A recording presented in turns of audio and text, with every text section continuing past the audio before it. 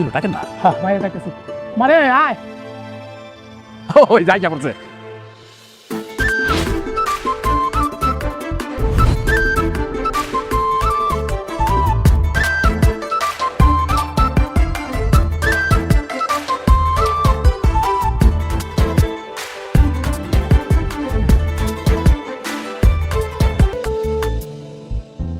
মামা মাইয়া তো সুন্দর আছে।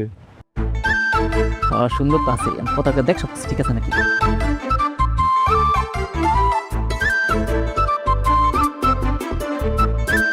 তোমার নামটা বলো। বল মা।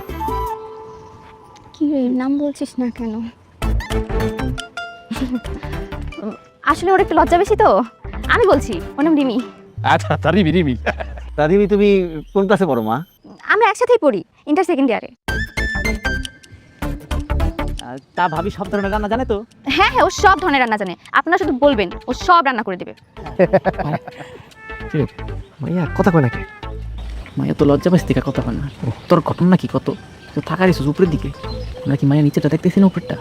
রাখ তোর মাইয়া। মাইয়ার বান্ধবী দেখছিস মামা কি সুন্দর, আমার তোরে ভালো লাগতো, আমি ওরে বিয়ে করবো। আইসে রে, তুই তো মাই খাবি বেটা। আচ্ছা, মেয়ে তো তাইলে মাশাআল্লাহ আপনাদের পছন্দ হয়েছে, কি বলেন? হ্যাঁ হ্যাঁ মাশাআল্লাহ মাশাআল্লাহ আমার পছন্দ হয়েছে। শুকর আলহামদুলিল্লাহ। আলহামদুলিল্লাহ। তাহলে একটু সামনে দিকে আগান। হ্যাঁ, বাকি কথা আমরা আগাই। না না ঠিক আছে।